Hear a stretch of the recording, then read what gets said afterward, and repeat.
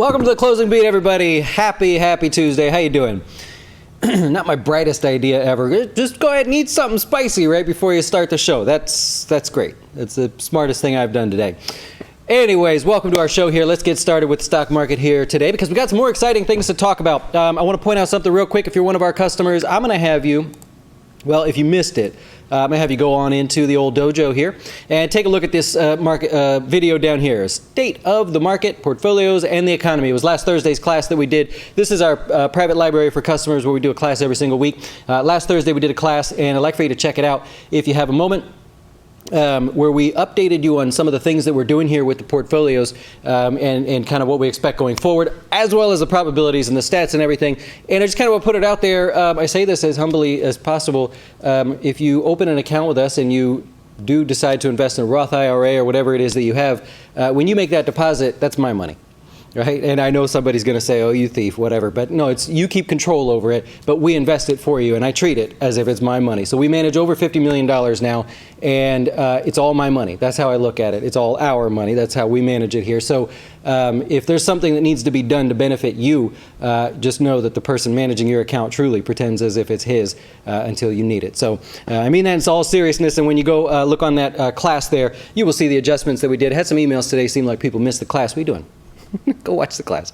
Anyways, let's talk about the stock market today. Minus 457 points on the Dow, and worse after hours. We're down over 650 points at the moment. After hours, the market, I think, has just wrapped everything up almost. But so a bad day for the stock market in terms of pullbacks. S&P 60 points to the downside, and the NASDAQ 189 points to the downside. So very interesting. Let's take a look and see what we got. What happened today? You had FANG plus Microsoft take the day off. That's not the symbol. That is a symbol, believe it or not. Facebook 1.4% to the downside there. I won't go through all of them, but you get the idea. FANG stocks, Apple, Amazon, Netflix, Google, and then we added in Microsoft there as well. They all took the day off. They've been the ones moving the markets higher, so when they take a day off, I think we've prepped you for that so far over the past couple weeks here talking about that. You've got to expect that to pull the markets lower. And in fact, what happened today was the stock market, if you look at the tech stocks, they actually were somewhat okay to start the day, and then they gave up for the rest of the day. If you take a look at the NASDAQ was hanging in there to start at one point, moving on to new highs, and then the NASDAQ spread between the rest of the major indices just collapsed, right? The NASDAQ went right for the S&P, which was down on the day, the Dow and everything, and it just pulled back and said, all right, we're going to go with you guys here today. So because of that, well, you have the Dow is technically the strongest. You can't say that today, but it fell the least. That's how you want to say it there. And you had the Russell 2000 as the weakest there. So let's take a look real quick. So in the Dow, you got Walmart. It was up 0.09% on the day. That's your biggest contributor to holding the Dow higher. And then you got Dow Inc. as well. That one was only down about 1/3%. So those were some of the somewhat stronger names. We're going to cover that sector here in just a little bit there. And so we'll go through that. And basically, as we went into the end of the day, it was a bit of a waterfall drop. I mean, that's what happened. We'll go into let's do it this way. So I'll just go minute by minute and show you kind of what happened. This is a 5-minute chart. If I go right here, this is where the stock market closed its official session. And then you can see we're lower after hours to the tune of about 20 more points on the S&P. We can do the same and look at the Dow. Here is the end of the day right there, and the Dow falling an additional 150, almost 200 points to the downside additionally after hours. So just so you know what's going on there. So what caused things today? What's the deal, man? Why are we moving lower? Well, tech stocks pulling back. Your big cap tech stock names pulling back. That's part of it. There are a whole bunch of news out there. The new stimulus package being talked about. The Democrats pushed their idea of another $1,200 out to families, and then this time instead of $500 for children, just bump that up to $1,200 as well. So it'd be $1,200 for you, $1,200 for your wife, $1,200 for your kid, and they want to send out more money. I think it's ridiculous, but I won't stay on that topic. On Outside the Virus today, we talked about that in terms of doing a Social Security loan instead, to where we don't have to spend all kinds of money on that one there.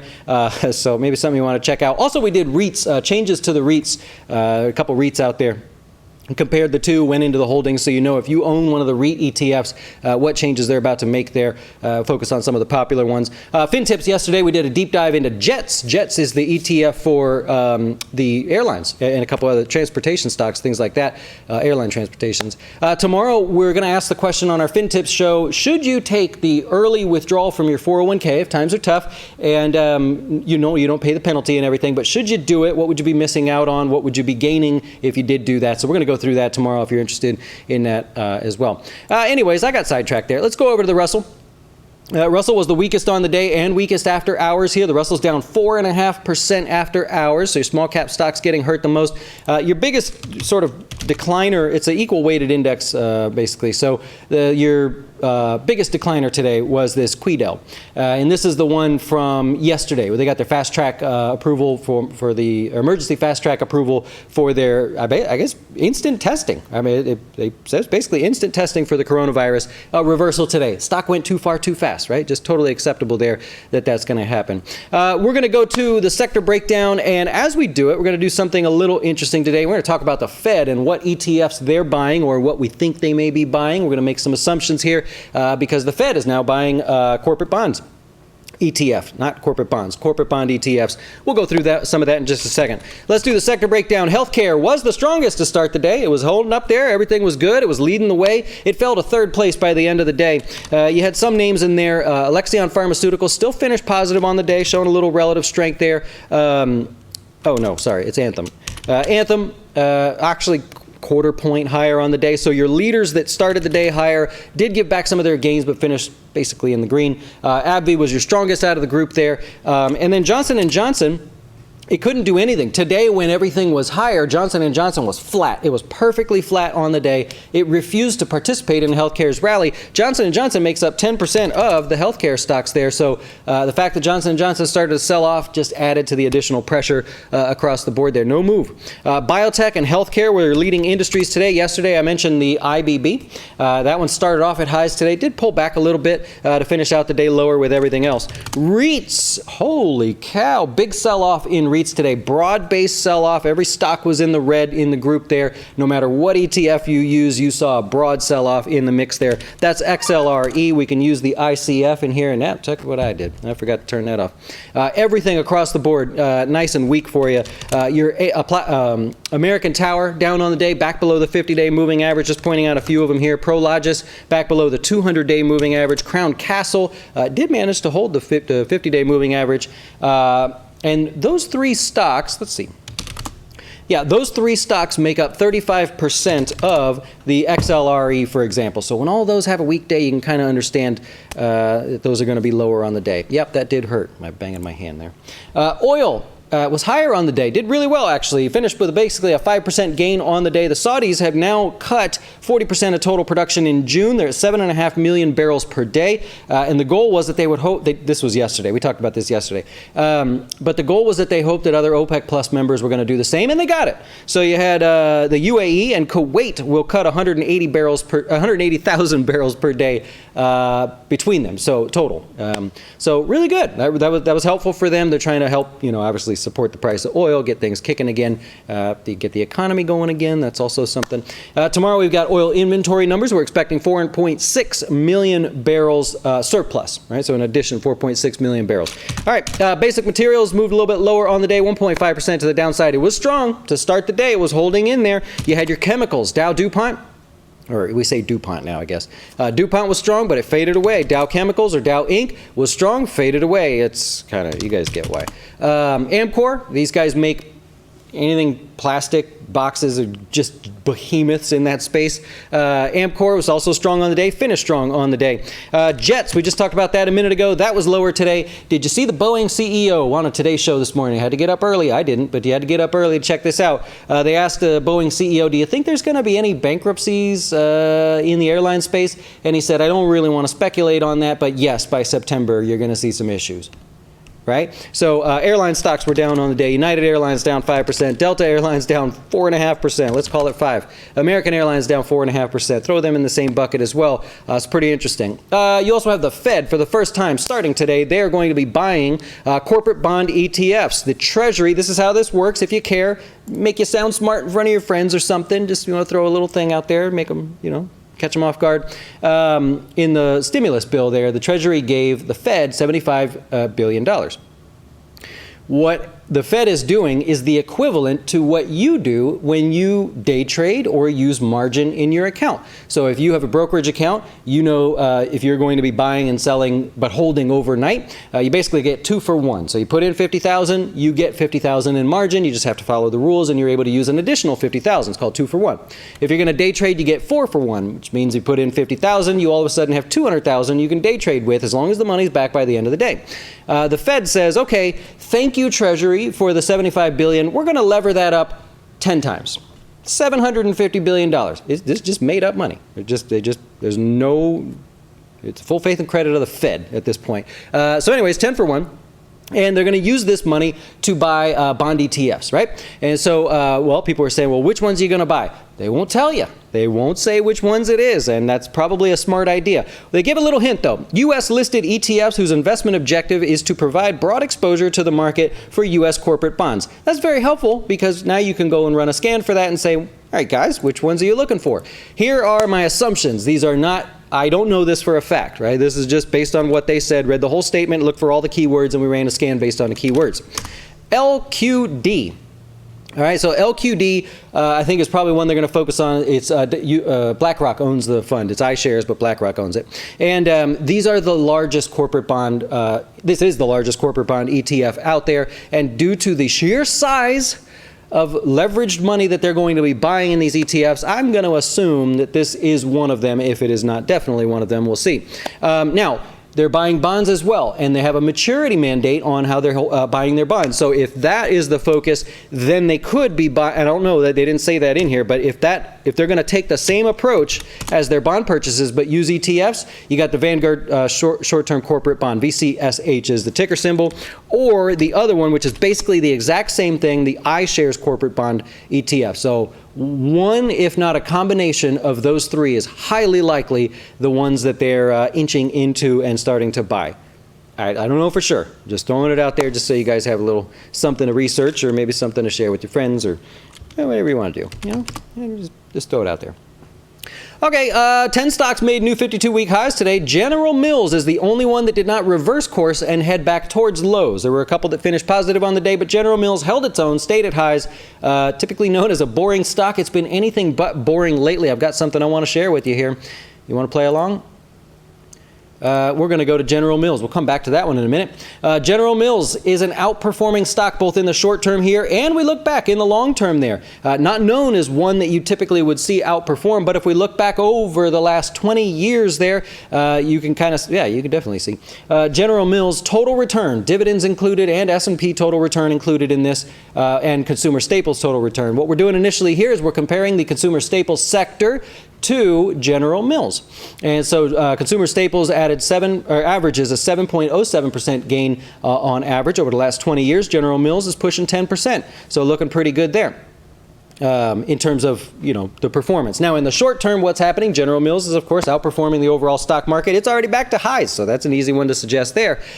Just looking really good for them. Remember, these guys are the ones that bought Blue Buffalo. So it's not just cereal anymore and snacks and pizzas and whatnot. It's dog food, right? And so because of that, in my opinion, and because of that, that's really helped them there, the dog food brand there. So it was a good dog food brand that they bought a couple years ago at this point.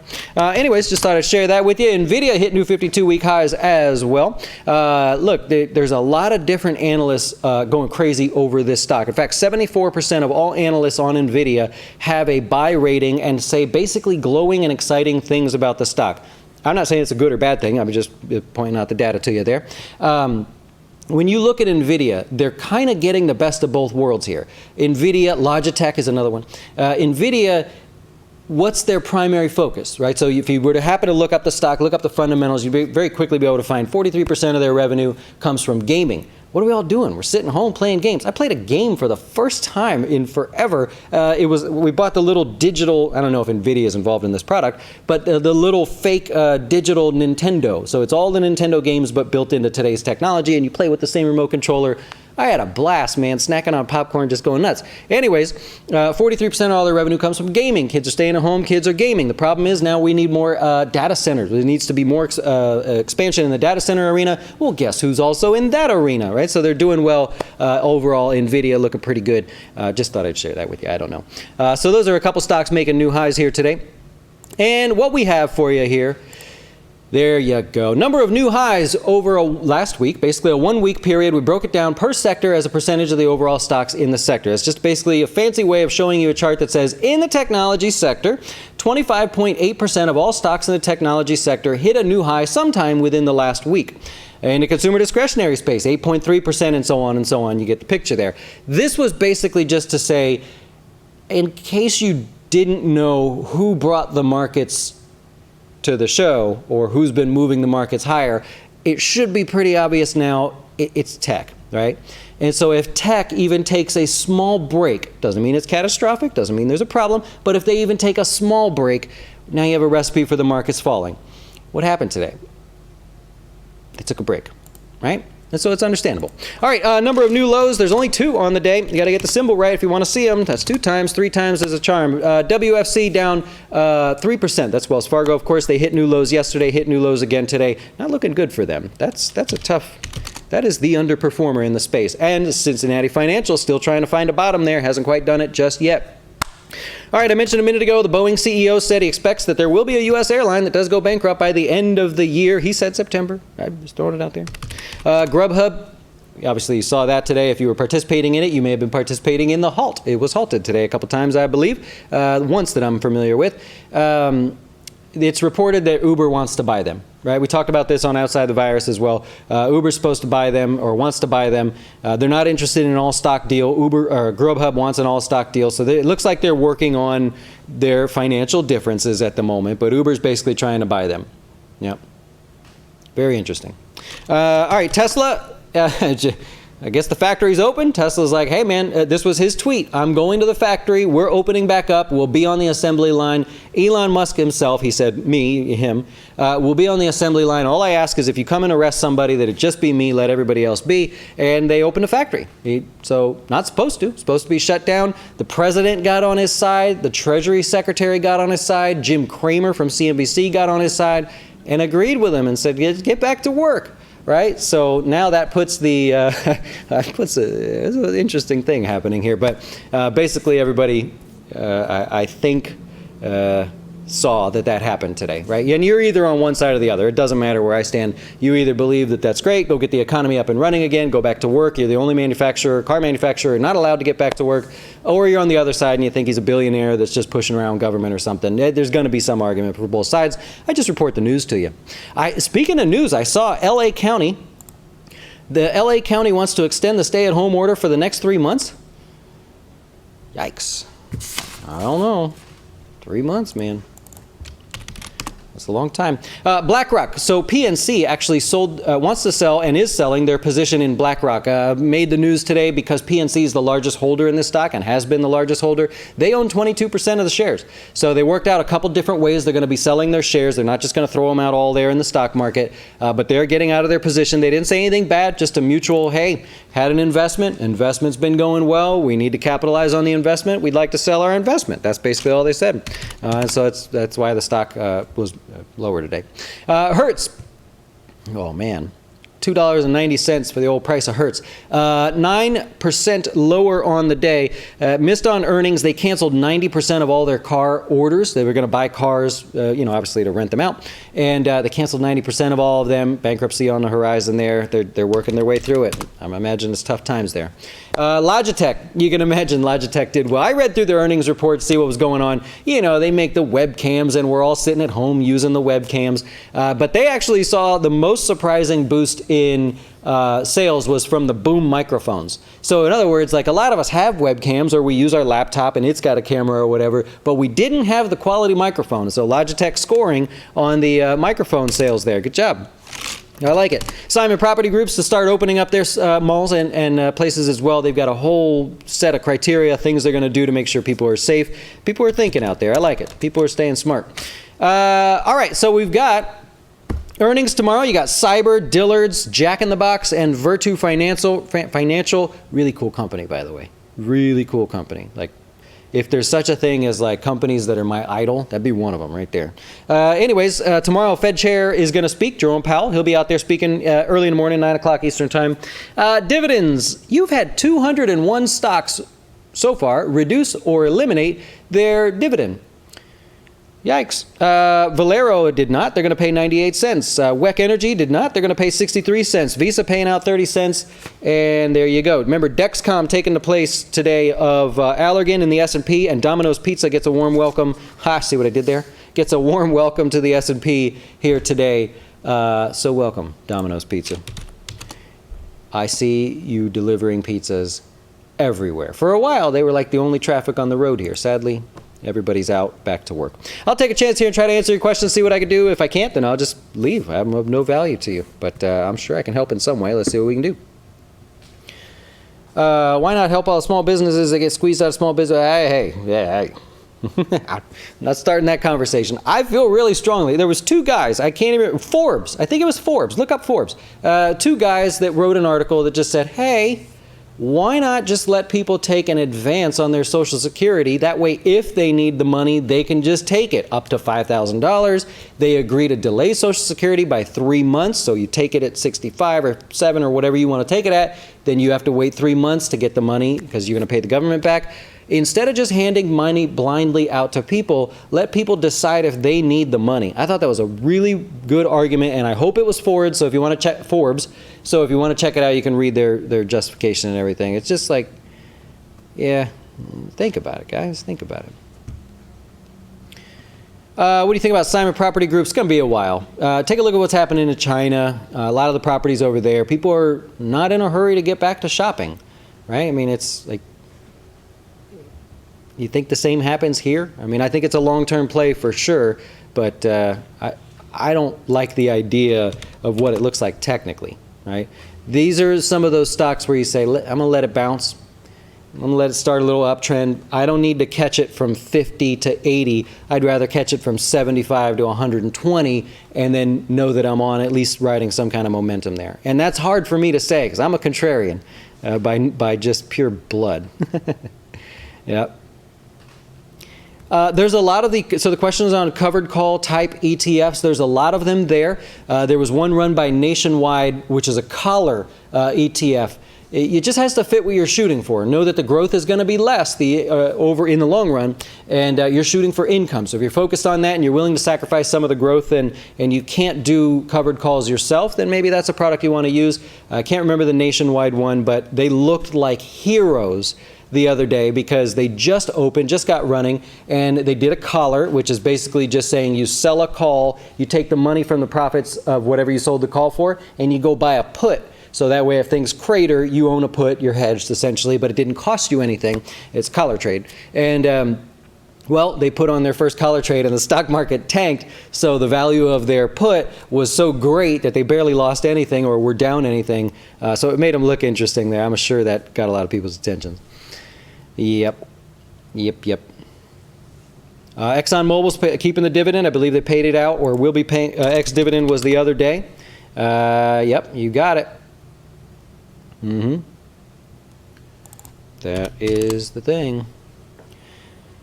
Park hotels and resorts, same thing.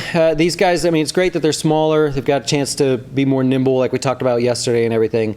The question is, look at something like this. Understand the risk, right? You go, okay, this is a bit of a bet, it's a long-term play, but then compare to something else that you can invest in for maybe the same amount, same notional value, and go, well, is there a chance that there's something else that looks stronger right now that I don't have to wait for it to bounce? I can just hop on something with some momentum or wait for the markets to pull back. You have a lot of people asking that question. Why buy something? I had my chance to buy the discount. Now I want to buy something that shows relative strength. So I would say as long as it's some kind of it's not a pairs trade, but as long as there's some sort of offset there with another position, yeah, maybe.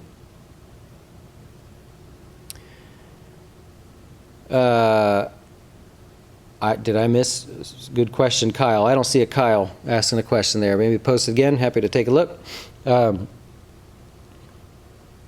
going to trade your children for a credit card payment? Oh man, those don't sound like the kind of children I want to buy. I mean, if you're saying like, you want to, take my car or something so you can make a credit card payment, but you're just giving up kids for the credit cards, huh? It's a tough one, man. You don't have to pay the credit card. I mean, you do have to pay your credit card, but you know what I mean? That's a lot different than like a mortgage. Going down the wrong path here. Jets ETF and airlines going? No, the Jets ETF is, no, I meant the airline. The Boeing CEO said that there will be an airline that goes bankrupt. The Jets ETF would only disappear if every airline went bankrupt that they hold, and there are other transportation companies as well. Yeah. Yep. Brianna doesn't like it. Says, don't waste your time with Jets. Invest elsewhere. I made that point on Monday, right? If you look at the holdings in that position, couldn't you just, it's not really that diverse of a product. You really could just replicate it somewhat closely just by buying a handful of names. Right? You have now your stock exposure, of course, but for people that don't mind taking the time to do that, yeah. Oh, yeah. I saw that. Luckin fired CEO, CFO. Yeesh. Yeah, I saw that. Still not ready to roll yet in terms of opening back up. Yep. What do you think about the one-time dividend from L'Oreal? Don't they do this? Don't they normally do this? Let's see. Oh, okay. Stock halted. Special dividend, $5.50 a share. Already paid. I think they've done this before. It sounds like, it just sounds familiar to me like they've done this. I can't say that I don't have anything good to offer in terms of that, but I think they've done this before. L'Oreal, anyways. Well, yeah, you could say that. The Fed is using, we think the Fed is using BlackRock's ETFs, but see, that's an ETF, right? So PNC is selling their position in the company. And again, they didn't say that they thought anything was wrong. They just said, we need to realize a profit on this thing. They've owned the stock for years, and it's had a great return, multiple of like 70x for them. But I don't recall reading anything where they said, we just don't like BlackRock. They just said, hey, we're in the business of investing. It's time to take a little profit on our investments. Yep. Yep. And the questions about like, what do you think about a stock? I need more than that to help you out. I can't just like rattle off what I think without getting in trouble. If you own it, are you thinking about selling it? If you're looking to buy it, would you buy it? Are you adding to a long-term position, short-term position, things like that? Also, if you email me by chance and you ask a question about advice, I have to give you the answer. I'm sorry. I feel like such a you-know-what for answering that way, but I'm not allowed to give advice. Every email that we get in here is actually duplicated and sent to 2 different locations and archived because the SEC does look through them. And so I can't be on record saying, oh, I think you should buy this or that, or yeah, I would do that. So I have to respond with basically the same answer to anybody that's not a customer. If you're, obviously if I know who you are, it's helpful. I'm going to throw that out there a few times because I just feel like such a, yeah. When do you have to be in a stock in order to receive the dividend? By X dividend date. So you can look up the stock's X dividend date. Some platforms put it on there and it'll say, it'll have like a little line, but you have to be in there by the X dividend date. Every day when I read off the dividends there, that means today's X dividend. So actually we probably don't even need to read them off because you would have had to have already owned the stock, but it's as of the X dividend date, which, yeah, that's the answer. Yep. What do you think about Walmart call option? Are you selling it, buying it? You believe it's, I guess that's the question. Are you selling it, buying it? What are you doing? Is it difficult to pick the bottom of real estate like the stock market? I mean, that's an interesting question. I would say it's difficult, yes, but is that as difficult? I wouldn't have any data to back that up. Yeah. As far as the negative rates, Trump obviously wants that. He's not shy about saying that, but the Fed keeps saying, no, absolutely not. We're not doing it. So since they're the ones that pull the trigger, as of now, they're going to have to be forced into it, and they're using their words to basically say we don't want to do that. Do we offer any high yield funds for investors? 8 to 10%. No, nothing in that camp. We have REIT funds, but we don't have any. I'm not sure where you would really find that. We don't really go into that space. So if you're looking for something super high yield and you're willing to accept that volatility, we would not be a good fit for you. I can give you volatility.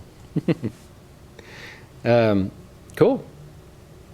I saw that overnight. More people are booking or searching to book cruises for August 2020 than they look to book cruises in August 2019. We'll see if that translates. You know what I mean? We'll see what happens there, but that's good news for them. Anyways, I've reached my limit here for you guys. I'll wrap it up for the day. I appreciate you guys stepping by, and hope I helped you in some way today. We'll be back tomorrow to do this all over again, and enjoy. Thanks for watching. Hey, wait! Before you go watch one of our other great videos, have you had a chance to see our new Fin Tips videos? They focus on one topic at a time, covering investing, personal finance, and anything that can quickly help you with your dough. Best of all, we'll keep it real short, because we know time is money.